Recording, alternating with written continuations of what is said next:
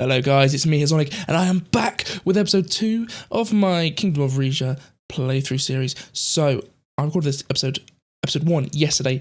I loved it so much. I was so excited to see more that was about to happen in this very interesting story that I had to come back and get episode 2 recorded quite soon after. We're just loading into our save here, and then very, very soon, we're picking up back where we left off. I believe it was the council hall. Sorry, my phone going off there. I believe it was the council hall that we just come out of, and our next mission was the introductory briefing. Yes, we'd just come out of the council hall speaking to Uncle Hugo, but now we're actually going into the main discussion with the other noblemen. It was a late afternoon when Vina and I headed back to the chambers for the first council meeting. The day was hot, and my head still felt slightly fuzzy from the wine we'd shed before lunch. I knew I was about to receive a lot of new information from my councillors. I hoped I could keep it all straight. Across the palace gardens, I had the feeling I was being watched. Suddenly, I noticed a young man standing next to the path. His face matched the photograph Hugo had shown me that morning. Duke Suzerain, I presume? Ooh. Yes, let's go for that. A neutral approach. He smiled nervously. I hold no land, your majesty, but you may use the title if you wish. You're the traitor's son. You're a man who would topple the monarchy. Yeah, I think we'll go, I don't like this guy, or at least I don't like his father, so let's go for this one. So you're the man who would topple the monarchy? His fingers almost unconsciously began loosening his tie. Not necessarily. I wanted to introduce myself before our first official meeting. I may be the leader of the opposition, but I'm not your enemy. If you and I establish a dialogue, I believe there's much we can accomplish for our country. Vina gave him an encouraging smile. How lovely of you to say that. I'm Vina Toras, by the way. Resisted the urge to laugh. I know. A pleasure to make your acquaintance. I wish we could stay and talk, but the princess and I must be going. Until next time. I look forward to it, your majesty. Your highness. Vina waved as we walked away. He seems nice. Nice, my foot. This man has all kinds of ulterior motives. Yeah, let's go for it. We continued towards the council chambers. Oddly enough, I still felt like someone had their eyes on us. I looked back for just long enough to see the flash of gold. Titus, of course. We entered the chambers where Hugo was already waiting for us. No sooner had we sat down than a brief rap came on the door. Without waiting for an answer, Rizia Azaro rushed in. She is the Royal Council of War and Internal Security. She is the daughter of one of the other dukes, I believe. The new War and Security Councillor was younger than I'd imagined, just past her mid-30s. She carried herself with a mix of regal elegance and a soldierly authority. Gentlemen, pardon my interruption. She bowed towards me. Please accept Azaro's formal congratulations on your coronation, your majesty. I motioned for her to stand. Her eye was fixated on my uncle's shirt as she raised herself. Hugo, your grace, your shirt's buttoned wrong. My uncle looked chastised. Oh, hello, Princess Vina. Would you like a colouring book? Oh my god. Welcome. Jesus, what a thing to say to the king's daughters. Oh, whatever. It was meant as a joke. I meant no disrespect, your majesty. She gave Vina a wide smile. Please don't mind me, Duchess Azaro. I'm here to learn and observe as the royal heir. Rizzia's brow wrinkled. She gave a curt nod. So I see. General Thaddeus sends his regards. We would if you were capable of speaking in full sentences. She was trying to be flippant, but I could sense emotion behind her words. I hope he heals swiftly. I was counting on his expertise. Let's go for something a bit more pleasant. This must be a difficult time for you. Corners of her mouth twitched downward. Not a porcelain doll, your majesty. My ability to perform my duties is no way compromised. The others should be right behind me. As if on cue, I heard the voices of Eleanor Verner. Who's Eleanor Verner? The Treasury and Economics Councillor. And Lorenzo Esquivel. He is the Foreign Affairs Councillor. My treasurer and the council. Okay, I always read ahead and it tells me there anyway. For Darst's sake, Lorenzo, you don't need to hold the door open for me every single time. I'm not as fragile as I look. I keep telling you, how could I allow a door to close on such a gorgeous face? Oh gosh. I remember their flirtatious routine from my days on my father's council. Nobody knew whether the two of them actually had an affair. Seeing me, they dropped the act and assumed a look of deference. Lorenzo smoothly removed his fedora, revealing a well-oiled mane of grey hair. Your Majesty, it is a pleasure and an honour to be in this room with you once more. Elena nodded. Her businesslike demeanour briefly softened as she looked at me. I must say, it makes me proud to see you in the seat. Between your time on this council and the fine work you did in Valenkiris, I can't think of a better man for the position. No need for flattery. With your years of experience, I'm the one who should be bowing down. That's far too kind of you, Your Majesty, but I hope we old-timers can be of some assistance to you. Eleanor looked fondly at Vina. I'm pleased to see this young heiress here as well. A new Liza the Great in the making. Vina blushed. I wouldn't go that far, but I do hope you'll tell me about your time in Queen Liza's court one day. I'd love to. There are just a few updates I've got to share with your father first. Once all the councillors were seated, Hugo began. Thank you all for joining us. I'm pleased to have the entire council here for this first meeting. Well, not the entire council. The Grand Wiseman is in Palaver, preparing for the upcoming religious ceremony with His Majesty. He needn't involve himself in the earthly concerns like our royal treasury. He smiled to himself, then gestured to Eleanor. No, indeed. That's for me to worry about. She put on a pair of half-moon glasses, then reached down into her purse, pulled out a thick, leather-bound ledger, and flipped it open. Surely His Majesty has already some awareness regarding the state of Rizia's economy and resources. We're incredibly wealthy, love that. I'd like an update from you regardless. Certainly, Your Majesty. He smoothly adjusted her reading glasses before continuing. Rizia is still one of the wealthiest countries on the Makopun continent, but His Majesty the late King Valero bequeathed us a number of challenges in that department. Where should I start? Tell me about our government budget. Healthy, Your Majesty. Since we began trading with Rumberg, we've been running a surplus. One that's quite high for our region, though of course there's plenty of room for improvement. His Majesty King Valero was hesitant to increase government spending, perhaps even too hesitant. It is, especially with the slate of military modernization measures I have in mind. And pursed her lips.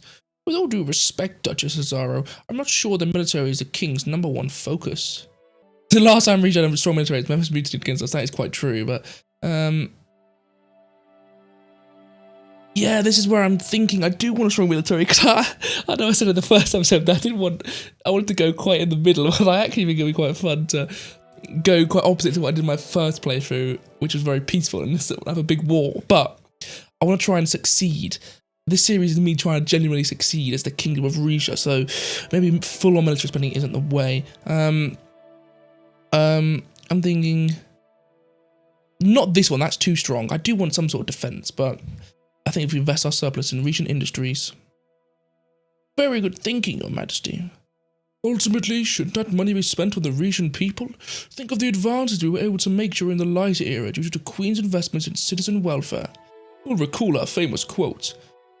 People's prosperity is not defined by the amount of gold in our coffers, but by the health and happiness of each soul within our borders.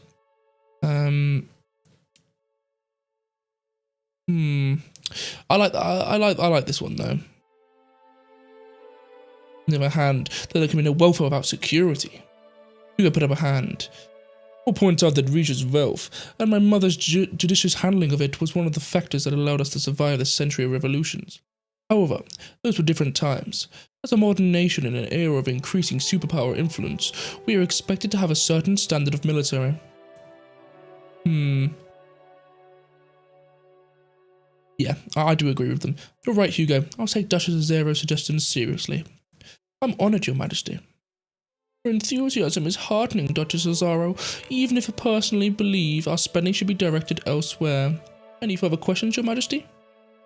Yeah, what's going on with our gold industry? Because that's obviously a major export. Well, Your Majesty, gold is still the backbone of regional economy. We have a number of active mines within the country, operated by the Regal Royal Gold Corporation. She and Hugo exchanged glances. And then unfortunately, we cannot talk about the Region Royal Gold without talking about its CEO.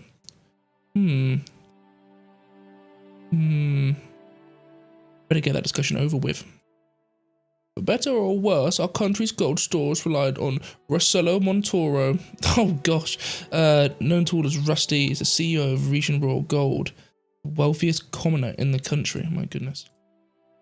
Mr. Montoro, who insists on being called Rusty, currently owns 70% of Region Royal Gold. Wow, that's ridiculous. Yeah, that is absolutely terrible. How is that even allowed to happen? Good question, Your Majesty. He looked at Eleanor. Rusty's first move after taking over the company was to sue your father's government for loss of revenue connected to the Zilly handover. After a lengthy back and forth, it was agreed that the kingdom's share in RRG be decreased from 45 to 30%. That is terrible. Why are we giving our most valuable export away to some greedy guy who's suing the government straight away? That is terrible. Yeah, I want the original stake back. But then even then, I'm thinking, let's start a full civil war and just take back the gold mines. Definitely won't cause any conflict, I assure you guys. No, I won't tolerate this. I want Regia's original stake back. Hurry enough for favour with Rusty, and it should be possible, but any more than 45% will be difficult. The patent for RRG's proprietary mining technology was filed in Ventry City, Arcasia. Republic of Arcasia, referred to as Arcasia, is a constitutional republic situated in the western Macopia and the global. So this is basically America, where Rumbug's basically Russia, they're basically America, and most of its financial assets are kept in Kairoot. In other words, attempting to nationalize the company would strip it of its substantial amount of its value. She dusted her glasses before continuing. RRG may control mining within Rizia, but the royal government is a direct stakeholder in the Meftium International Trade Zone. She unrolled a map on the table and pointed it to a region in the east of Morella. The double blow of losing our mines in Zille and 15% of our RRG stake has made us quite reliant on the gold from the MITZ. Lorento stroked his moustache. It was established shortly before you joined the Royal Council, was it not, Eleanor? I heard the negotiations between Rizia, Volksland, Lesbia and Morella took over a year. How much say does the government have over operations in the MITZ? Let's look at that. A fair amount.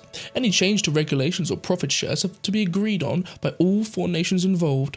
RRG gets a percentage of the MIT's profits for the use of its technology, but we can make decisions without Mr. Montora's input. When we get Zilly back, we get its gold. I certainly hope so. Wellen has been mining extensively in the region since taking over in 1927, but as per the terms of our agreement, Zilly and all of the resources therein will return to region ownership in 1952. And at the time of our last survey, there was much more than 30 years worth of gold in the ground there. We can try. There are a number of promising sites that have yet to be explored. We just need to give Region Rural Gold permission to begin excavations, which might involve the expropriation of noble property, depending on where the mines are located. I saw Hugo wince at that remark. That covers all the topics about gold. Shall we move on? Energy. That's actually one of our big things. Eleanor smiled. Of course, Your Majesty. This is a new area for us compared to gold, but the financial possibilities are intriguing indeed.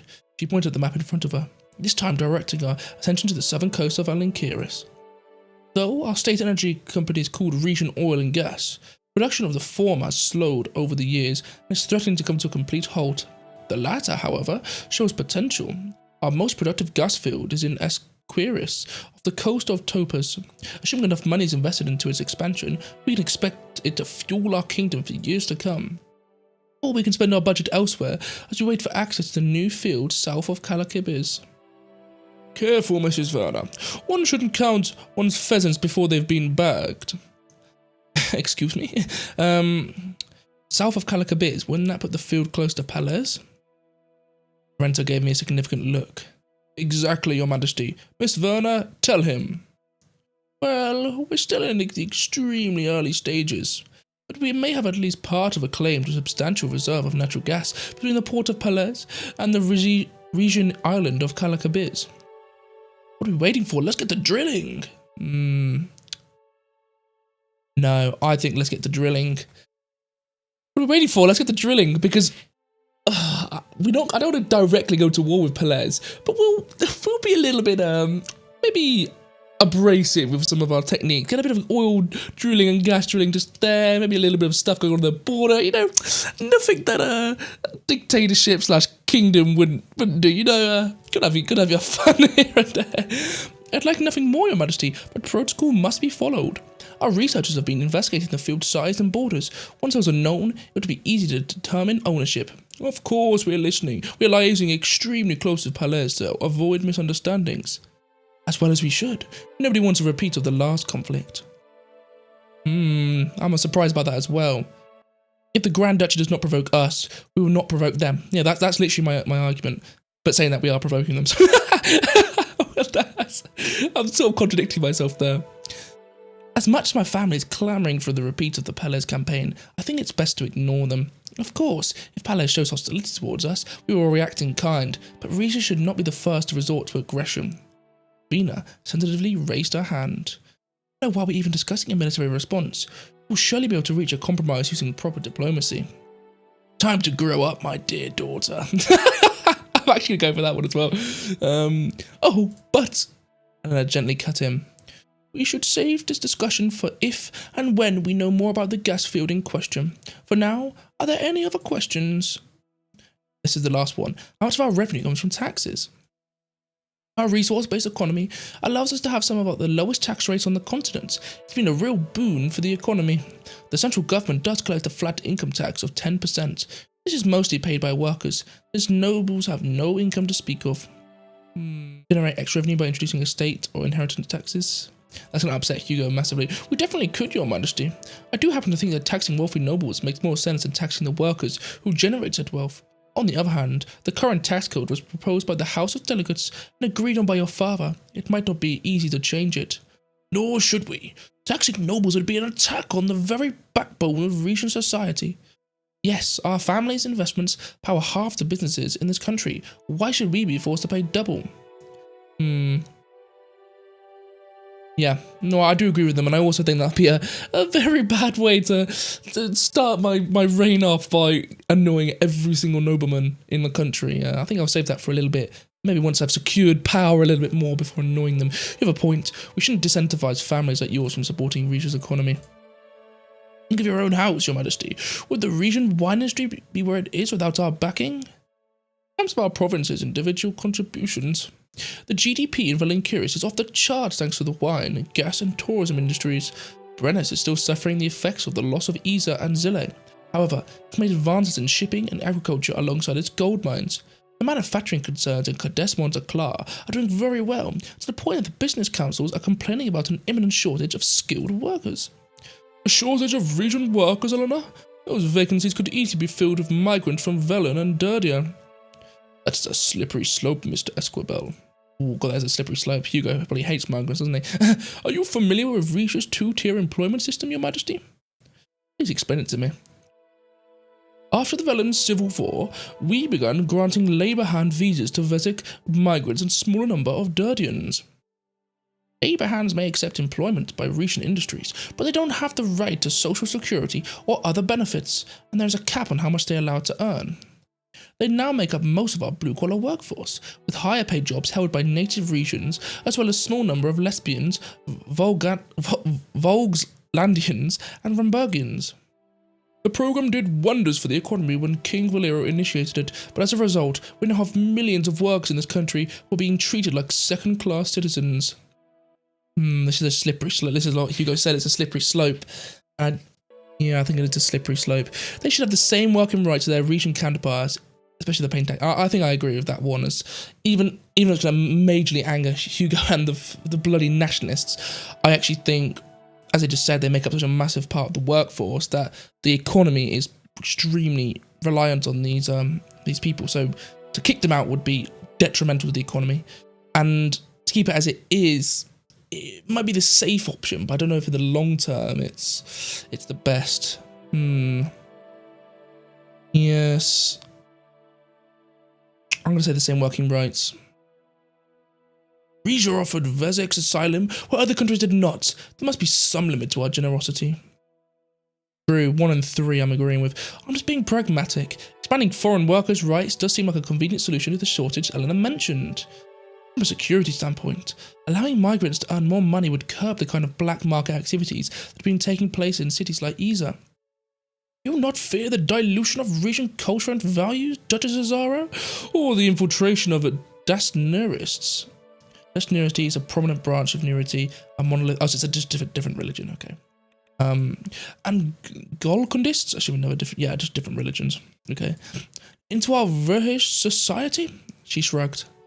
Societies change, Your Grace. I don't recall these concerns being raised about the Rumbergians who moved here after our alliance.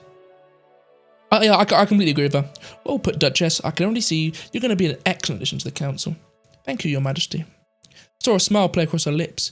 Hugo stays silent. But Hugo's like an old guard. Like, he's got all these old traditions that are just, I don't know, he's just a bit stuck up and stubborn and arrogant. I don't know. We obviously need to keep him on the side. He is our uncle, but it's like, not too sure that I completely agree with him on a lot of things. Eleanor looks uneasily at the three of us. She tapped a pencil on the table. We seem to have veered off track. Can you get back to your questions about the economy? That's all the information I need for now. Perfect, Your Majesty. Eleanor glanced down at her notes, her expression contemplative. I'd like to discuss several economic considerations. We should anticipate potential expenses arising from our impeding fiscal policies. Please elaborate. Okay. No, please elaborate. The first point to consider is industrial growth. I'm all for expanding production and construction, but we should make sure we have the energy to keep our facilities humming. Secondly, as a matter of living standards, improving the quality of life for our citizens naturally leads to higher administrative expenditure. Thirdly, if you decide to listen to Duchess Azaro and expand our defense capabilities, keep in mind that the cost of upkeep for our armed forces will rise accordingly. Lastly, energy management poses its own challenges. As we approach the limits of our grid's capacity, we may incur additional storage costs. Very interesting. Yeah, you make some very, very good points. As I'm looking up here, you can see that military expenditure not only will cost us money to buy it, but then we then have increased expenditure, meaning we get less money per turn. So it's a double whammy of paying for it and the maintenance for it. So that's, but one I definitely do want to invest in, especially if we're trying to be aggressive with our expansion, getting oil rigs. We need the military to back it up. So I do think it is worth it. Energy, yeah, I want to sort of, I know it's difficult, but I want to try and min-max this, like literally get as much out of the energy as I can, because if we have a bigger economy, as I just said, we can get more energy by getting more oil and gas. So I need to watch these two, but authority, obviously, if I lose people like Hugo's support, then my authority might drop. So it's all about balancing a million different things. But yeah, I think this information is invaluable, and I appreciate your insights. Frankly, I'm glad to see you taking such an interest in our financials. Between myself and the House of Delegates, we were able to keep everything running smoothly in the absence of clear guidance from your father. But with a king of your caliber at the helm, there's no telling how high we can soar. Yeah, your hard work is to be commended. Thank you. It was indeed quite a stressful time for everyone. I think that's enough for today, and we will have to come to a decision regarding the development of our resources. Gold is where most of our profits are coming from today, and it holds a special place in our history, but I maintain that natural gas would be a more fruitful investment. What did you think about it, Your Majesty? Thank you, Mrs. Werner. This was indeed enlightening. Pleasure to share these chambers with you once more, King Romus. Yes, I'm looking forward to our upcoming security briefing, and congratulations on surviving your first council meeting, Your Highness. Fascinating, Your Grace. They smiled at each other, not altogether sincerely. My councillors left. I sat for a few minutes reflecting on what Eleanor and the others had said. And there we go, the first council meeting and all these decrees. So I do actually want to look in the decrees, because I want to see if we can actually, well, you know, make the decrees happen. Because if we can start making some changes early, then hopefully then have a long-term positive effect, or maybe completely negative. So what I want to do, I know you guys might be bored, so feel free to skip ahead if you don't care about all this, but I like to read about the notifications that come up. So, for example, the news, I'll be reading through the news and then reading through the little information bits about the cities. For example, let's look at here. Read the report. Nelvisar oilfield on verge of depletion. Industry reports reveal that Nelvisar oilfield, once among Rizia's most prolific sites, is nearing the end of its productive life, with experts predicting significant output decline within the next year. The imminent depletion has prompted calls for increased investment in alternative energy sources and re-evaluation of Rizia's long-term energy strategy. So example that. If you don't want to watch that, then skip ahead, because I will come to the actual main events quite soon. But royal decrees. I think we now can start, enacted, none, and available these ones. So, found the Romus Toras University, excavation of Topus ancient residence city, established the Romus Toras Hospital, welfare, housing for the poor, naturalization process for foreigners, the economy, investment in public transport, public rail, public sea, sovereign transition and clemency. So there's nothing crazy here at the moment, but let's look at some of them. So establishing the hospital, we lose authority, we lose budget, but we get more military manpower, more military manpower per turn on completion, and then it takes 2 turns. So this will make the Grand Wiseman happy. Oh, this is a cool feature. So everyone else is neutral, and it tells you who it makes happy. To found the Romus Toras University, she's unhappy with that, but these two are happy and the other two are neutral. So they're only, again, it's 2 budget, 250 military. Okay. Excavating the ancient city. It brings us tourism. I think I want to go for this one. It makes 3 of the council happy. Hugo and Lucita are not interested, but it makes a few of them happy. No one's unhappy. And the tourism boost, I think, is a long-term one that we want to be trickling into our economy. And also, it's history. I love a bit of history. So it's 2 budget, though. You've got to remember, we've only got 5 budget, and we're also not getting that much in per turn. So I'm going to have a read through these guys, and then I'm going to tell you which ones I think I want to go for, if I want to go for any. If you do, in future, want me to actually read through these, then please let me know down in the comments. But I don't want to obviously let the video drag on for too long, so I'll be back in just a moment. Okay, guys, so I've had a look. There is 3 I want to go for. There's the one that they brought up right at the start. I think Hugo brought it up. It literally just 1 authority. Everyone's happy apart from these 2 who are neutral. And it's just the sovereign transition decree. Apparently everyone who becomes elected, not elected, who becomes the king or queen signs. So let's sign that one. Just a simple one. Then the other 2 are both in construction. A lot of these are very sort of what's the word? I don't want to say socialist, but they're very for the people. It's sort of like subsidizing immigrants to come in, subsidizing homeless shelters and all of that, subsidizing or enacting the ability for people from foreign countries to get visas more easily. It upsets a lot of the council and also costs quite a bit of money. I instead have looked at these 2, and these 3 I actually like. The Romus Toras University is good. You can see it only upsets Lucita. But it does give us a little bit of military equipment. I can't go for all 3 because these 2, they all cost 2 each. We only have 5. But none of them cost me any budget maintenance or energy maintenance. It's just an upfront cost. But this one gives us the tourism, which I think is really, really important. Very pleasing for all the council, pretty much. And the idea of getting more tourism in, I think is really, really good because that might give us a bit of extra revenue, puts us on the map as more of a centre. I think it might even attract people who want to then, skilled workers who want to work here. And also pleases the people having a cool ancient city dug up. So I am actually going to sign that one off. Not the most crazy one for the economy, but just one that in the background I think will do a little bit. And then the Romus Toras Hospital, why I like it is because, again, neutral for most, but pleasing for a couple of the members of the council. It gives us -2 budget, which again is tough. 250 military manpower up front is, again, just good to boost our defense a little bit. But what I really like is every turn, 50 military manpower.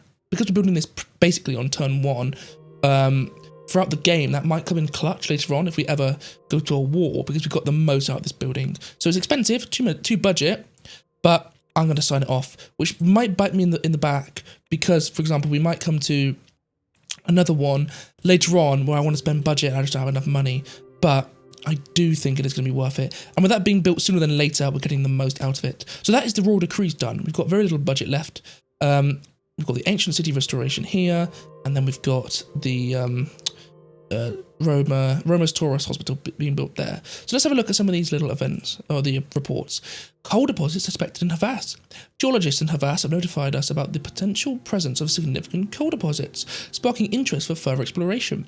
To ascertain the extent and economic viability of these resources, comprehensive seismic and subsurface surveys must be commissioned.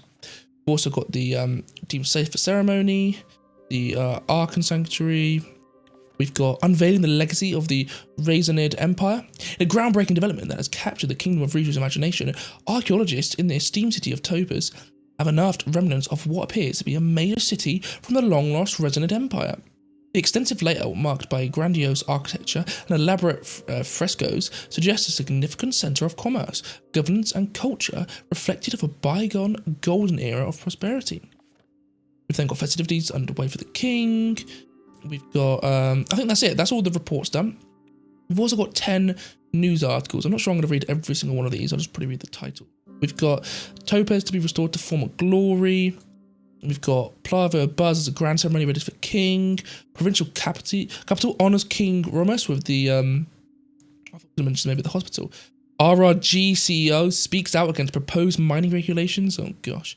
Coronation Palace, party at Isa, marred by hooliganism, Rufus Gragg's Royal Gossip, Coronation Fashion Edition, King Romus crowned, geopolitical, United Contana suppresses protests in South. So this is more about, actually that one's just like the gossip mag. This one is actually like the proper geopolitical newspaper, which might be more interesting to read about what's going on in the other parts of the world. So Arcadian armed forces advance in South Gina.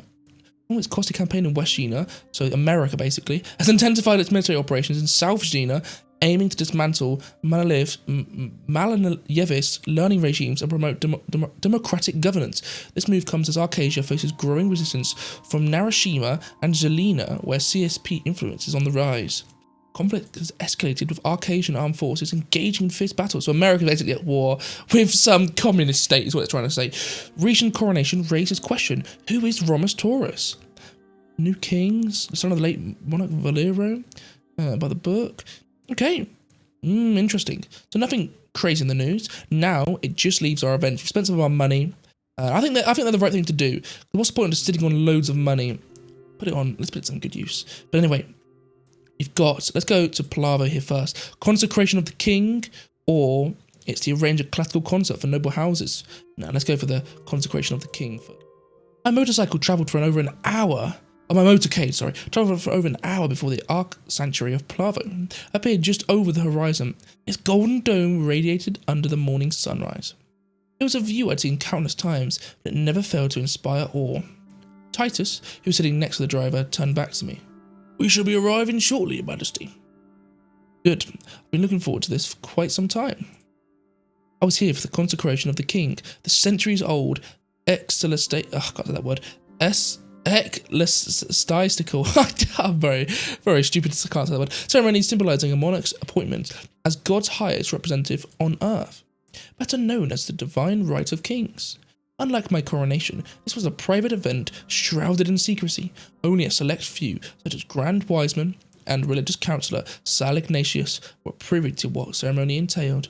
Not even my father, despite my asking, would disclose what occurred. He would simply say, what took place was between me and God. Though I wish I'd been given more insight on what to expect, I respected my father's vow of secrecy and didn't press the issue further. Aside from the pomp and circumstance of the consecration of the king, this meeting was my chance to catch up on Rizia's current state of religious affairs. Before long, my car pulled up in front of the towering colonnades situated on either side of the entrance. Security guards held back a crowd of onlookers gathered along each side of the stairway leading up to the Ark Sanctuary, where the Grand Wiseman stood. Grand Wiseman Ignatius. Look at the old geezer! Oh my gosh, Grand Wiseman Ignatius. Indeed, he's a great man. I agree more, as long as his loyalty remains steadfast. I just quickly exited the vehicle and opened my side door. As I stepped out onto the pavement, I was immediately greeted by a roar of the crowd that had come to witness this occasion. Most cheered my praises, but there was also a small group of demonstrators protesting the ceremony. I looked closely at the protesters, one was waving a sign that read, Golcondeism is not blasphemy. These people look like they could give you trouble. Shall I have them removed? No, that's alright. They had the right to protest, even if I disagree with their message. We'll stick by that for now. He cast an intimidating glare over the protesters as we passed them. I turned back toward the crowd, who continued to watch my every move. Let's wave at the crowd. Shouts of admiration resonated even louder from my subjects. A welcoming smile spread across the Grand Wiseman's face as he came down the stairs to greet me. Welcome, Your Majesty. We are greatly honoured to have you here for this momentous occasion. I look forward to serving you as I served your father. It fills my heart with joy to hear that. I shall do my best to provide you with both personal and state guidance on religion. Thank you, Grand Wiseman. I aspire to fulfill God's will here on earth, just as you have done. I have no doubt. The 6 stars of St. Ruick still shine upon our nation. Come, let us step inside. We have much to discuss. I began heading toward the entrance. However, I didn't get very far before my attention was drawn to a commotion from behind. As I turned to look, a throng of people surged against my security guards amidst the commotion. One managed to slip from their grasp and dashed towards me with frightening speed. I assume again my character card died this early on, but my goodness, I'm going to stand my ground. I didn't want to be seen as a coward, so I stood my ground as the man approached. Titus, without missing a beat, caught the man by the arm and threw him to the ground. Other guards approached as Titus held the man down. The surprised visitor was shouting something, but I couldn't understand what he was saying. "We'll take it from here, your majesty." Hold on, Captain. Hold on, Captain. Take him away. With pleasure. With a nod from Captain Gordian, two of his guardsmen lifted the man to his feet and escorted him away. Sal and I continued towards the Ark Sanctuary's entrance. "I humbly apologize for the interruption, your majesty." Yeah, quite the daredevil, that man. I'm inclined to know his motivation. He was dirtying Golcondyst. Oh, he was a dirtying Golcondyst. I'd say his motivation was clear. I didn't know dirty fundamentalists had got this out of control. Alas, our Dirdian brothers have strayed far from God's path. He paused with his hand on the door. There was a time when Golcondyst prayed here in such small numbers that their presence was tolerated. But the more Dirdians came to Rizia, the more they overwhelmed the sacred sanctuaries of Plavel, Benevian, and Geles with their blasphemous version of worship. And so you banned them, rightly so, I might add. I did so with a heavy heart, but our sanctuaries are a place of peace. They're not for those who exalt violence, among other perversions. Come, it is time you saw what they did to this very building. I accompanied Sal into the Ark Sanctuary. Titus and one of his men stood guard at the entrance. Footsteps echoed throughout the massive empty chamber as we made our way down the main aisle, separating the hall in two. I was surrounded by ornate murals of religious scene depictions, leaving no surface bare. Nearby statues seemed to watch me as I passed. The place never fails to impress me. Indeed it does. I've been here more times than I can remember, and I still get choked up sometimes. Being the final resting place of Calus the Devout, it's only fitting that such a monument be built in his honour. Credited for single-handedly spreading the teachings of Saint Ruick throughout the kingdom, he's considered Risha's most revered disciple. I always admired him. I hope one day to lead a life of devotion and virtue just as he did. It warms my heart to hear it. We stopped when we reached the chancel, where the altar stood. Sal gestured over our heads to the second-floor gallery overlooking the hall. Part of it had collapsed, and the rest had been roped off. Shame what happened to such a magnificent building. Couldn't agree more. A large group of Golcondysts came here on one of their holy pilgrimages several years ago. An argument with the local Ruist worshippers led to an altercation. Why has it not been fixed since then?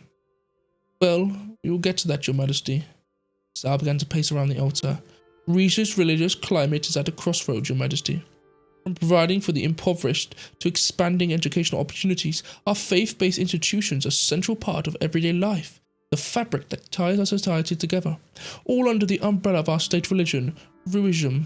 Ruhism, I can't say that bloody word. Ruhism is one of the two main branches of Nurity, a monotheistic religion centered around the belief in the divine God and Saint Dast as the divine messenger. So the other religions are just branches of Ruhism, but I assume seen as like heretics or whatever. That's as it should be. I know I would be lost without Ruhism to guide me. I'm gonna go with number one. This guy seems pretty decent, as I would, your majesty. But our religious unity has begun to splinter in recent years. Apart from the Golcondysts, we have been seeing a rising Darshnirist minority due to the growing numbers of Vesic migrants.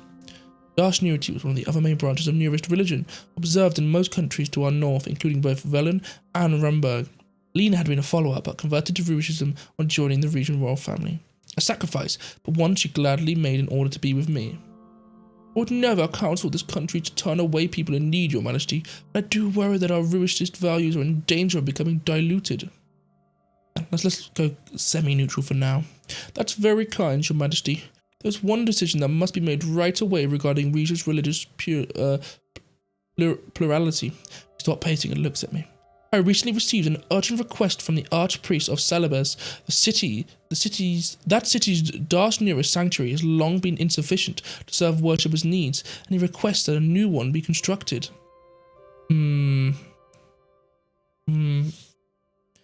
Yeah, I'm going to go with number one again, quite neutral. No, any large-scale religious projects in Rizia must be approved and funded by the central religious authority. I would advise you to support the construction of a new nearest house of worship, as long as it not does take resources away from the restoration of this very ark sanctuary. He pointed once more to the balcony. I petitioned your father to allocate state funds to return Palavo to its former grandeur. However, he was too preoccupied with other matters to sign the order. Yeah, I think we do want to restore the nice place. Again, it might even help. It might even help tourism. You never know. I'm surprised you hadn't. I'm gonna say we have to prioritize the projects. Then, of course, Playbo should take first priority. Sal closed his eyes and tilted his head up slightly and awaited my response. Oh, we don't have enough money for it anyway. It's going to cost, I assume, at least 2 coins to budget to do. Yeah, I'm sorry. As much as I'd like to help, Treasury currently lacks the additional funds. That's unfortunate to hear, but perfectly understandable. Those are matters we can discuss at a later date when the Crown has more financial flexibility. Which brings me to the main reason for your visitation, the consecration of the King's ceremony. That approached me with a warm and inviting demeanour. With great honour, I shall lead you as you step across the threshold and unite with the divine. If you follow me, we can begin. He motioned toward a stone archway leading out of the chamber. Followed the Grand Wiseman down a long corridor. We eventually reached an imposing iron door. Behind it was a descending spiral staircase illuminated by torches mounted on the walls. How medieval. Believe me, this is only the beginning. This way, your majesty. I continued after him as we went down the stairs, which seemed to go on forever. Before long, we'd reached the bottom, where I was greeted by a wall of human bones that were carefully stacked from top to bottom. In an adjacent room, there were several tombs, each adorned with intricate decorations.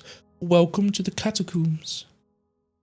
I'm tempted to knock to see if anyone's home. I had no idea this was down here. Most don't. The tomb's tenants, they're mostly wealthy noblemen and their families, along other well-to-do individuals throughout the centuries. Well, we shouldn't delay the ceremony much longer, but very well, who would you like to know about? Gestured to the first tomb.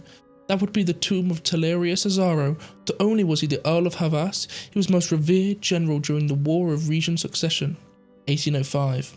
Okay. Death of the Regent monarchy, repeating of an era of relative peace. Even though House Cesaro ultimately lost the war, the general never lost a single battle. After the war, he established Camp Domos, Rizia's largest military base to this day. Even though he fought against House Toras, I hold him in the highest respect. Second tomb. That would be Aurelia Zaro. If you remember your history, he was famed industrialist of the 19th century who was revolutionary mining equipment to the Second Region Gold Rush, creating an economic boom for the entire country. He single-handedly brought incomprehensible wealth to the kingdom overnight, granting us enduring power and influence. While he isn't of royal lineage, his legacy earned him a place amongst them. Gestured to the third tomb. Decorated in gold, I would have considered it the most splendid of all, if not for the hole in the lid, through which I could catch a glimpse of the skeletal remains within. Here lies Breda Cesaro, the first Duke of Monteclar. All members of the royal house of Cesaro are descended from him. The damage to his tomb was another casualty of the Golconist pilgrims when a piece of this above ceiling came crashing down. Peering into the gap, I discerned a brooch pinned to his dilapidated attire, featuring one of the many Ruhesism. Oh my goodness, I can't say that bloody word. Ruhesism symbols, an interlocking circle and triangle. Capturing the essence of Ruhesism, it symbolized interconnected teachings, the circle for inclusivity and adaptation, and the triangle for the divine god Saint Dast and Saint Ruick. Very well. This way, your grace. Where I left, I once again caught a glimpse of Duke Cesaro's brooch. Take brooch, don't take brooch. Oh god, no, I don't. It's one of those bloody thefts. It's some old long past dead guy just taking his brooch. And also would look surely terrible if I then went to the council meeting and the Zaro's, I know it's like a long descendant, but she'd be like, why the hell have you got this like family heirloom? No, I'm not going to take the brooch. For a moment I contemplated taking it, but eventually chose not to. As we made our way down the tunnel, the ceiling began to close in around us, and feelings of claustrophobia began to sink in. Just when it seemed like the tunnel would never end, we emerged into a vast cavern, also illuminated by torchlights. Several Wyserers, lesser in rank than Sal, were waiting for us. Part of the room stood a circle of 6 columns, each bearing a single star delicately carved upon them. They were arranged around a marble sarcophagus. Who's in the coffin? I know where we are. Indeed, your majesty, this is the tomb of Callias the Devout. Rare are those who have set foot here. Count yourself among the blessed few. Callias the Devout's effigy became more apparent as I approached. Sal placed his torch into a nearby sconce as one of the other wise men, carrying a silver tray, approached us. On it was a golden chalice, a clay jug filled with oil, a sponge, what appeared to be a bottle of wine. Let us begin. Please remove your clothes and stand on the royal seal. Actually, I'm beginning to have second thoughts. No, I'm ready. Following the Grand Wiseman's instructions, I joined him in reciting verses from the sacred scripture. Having memorized them years ago, I recited them in unison. When my garments were completely removed, Sal proceeded to anoint me, dipping a sponge into the fragrant oil and gently applying it all over my body.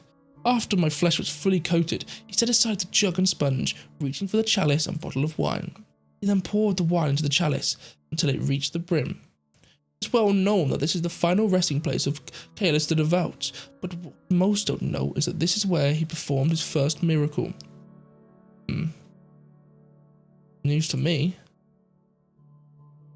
Yes, the miracle of foresight, for upon filling his stomach with the sacred wine, the very wine before you now, he was given the ability to prophesize the future. He poured the wine into the chalice and held it high. About time I need a drink. I expect to see. I see nothing. Only the most pious and reverent of men may drink from the sacred chalice. His expression darkened. That will not be you, at least not today. For you see, once consumed, Callias the Devout's gift of foresight shall, for a time, be bestowed upon the person who ingests it. He held up the chalice once more and drank until the wine was gone. Setting it back down on the tray, he then stepped toward me and held out his hands. Closely to my words, the gift of comes in flashes. He closed his eyes and began taking in long, deep breaths. Keep eyes open. I kept my eyes open, waiting to see what would happen next. We stood there in silence for what felt like an eternity. I wasn't sure what to expect. Then suddenly, his body began to tremble. His hands took a firm grip in mine. I couldn't let go, even if I wanted. I see a crown. It's ascending into the sky, rising high above the surrounding countryside. Whose crown? Don't interrupt, your majesty. From the crown is a fracture from the golden band. The higher it journeys upward, the larger the crack gets. Whether or not it can be mended is uncertain. Mended as it can be fixed? Visions of possible outcomes of what could come to pass. They aren't set in stone. Okay, I'm listening. Heightened. And now see soldiers. Many soldiers. War. And death. So much death. War with whom? Most vicious foe. More than that I cannot say. Whose soldiers are they, ours? One of the armies, yes, their uniforms carry the royal seal. Victor? I cannot tell. Continue to listen closely to his words. I now see 2 individuals. They're embracing each other's arms. Lovers. They're surrounded by people both for and against their union. Is it me? Am I one of the lovers? One of them is of your blood. Lovers, go on. Is forbidden love or one of disapproval? Union? As in a marriage? Or arrangement? It's fascinating. Tell me more. What me now is a heart. It's being stabbed by a sword. Oh my gosh. The death of a lover, perhaps? Perhaps. Now, I behold an endless sea of people stretching as far as the eye can see. They are marching towards the royal palace. In joy or anger, I cannot say for sure. Above them are birds, tens of thousands of them so thick they blacken the sky. They are migrating from distant lands and making their nest in ours. Yeah. The birds clearly represent gold conduits coming to our lands. Yeah, I think it's true. And on a nearby mountain overlooking the city sits a beast with 3 heads. Each head is fighting with the other. They must be brought under control, either through taming or severing one of the heads. Or all 3, they will surely die. Each royal houses Toras is on Rizia. No, yeah. As it stands, the regional lands are ruled under 3 different flags. Wellen, the Grand Duchy of Palace, and our own. That could be the meaning. It very well could. Sal loosened his hold of me. Then go. Looked at him curiously until he finally spoke. The visions have stopped, thus concluding the ceremony. How? I think I understand. Good. For now it's up to you to decipher their meaning. That's the gift and the curse that comes with the divine right of the king. He seemed to still be recovering. After a long moment, he spoke again. Surely now you feel it, your majesty. The will of the divine coursing through your veins. It is your responsibility to carry out what he has ordained, and it is mine to aid you in your holy duty. I pray he and you will guide me to do what's best for our country. Later, I noted an agreement at the ancient Ruish term. It was short for Desense Haleta Veritan. If it is said so, so it will be. Put on my clothes and made my way back through the catacombs until I reached the surface. The events of today forever burned in my memory. As part of me questioned whether or not what I'd experienced was real, and if it was, did I accept the responsibility that came from my consecration? Did I really speak for the divine? For long, I was back on the road again, back to reality. As Arc Sanctuary of Plavo faded from view, and my mind began to settle, I thought more about the visions, whether or not they were real, and if they were, what my next steps should be. Wow, guys! That was awesome. That was really. I wasn't expecting that. Let's be honest there. What I want to do is now lay some predictions. What I think. So I'm thinking war. I'm thinking war with Palace, but I think really what the game's setting up is what is going to happen, but you then shape how it happens. For example, war. It could be with Palace, it could be an internal war, it could be a war against the different duchies in, like the war is always going to happen, but it's just what war you make it happen.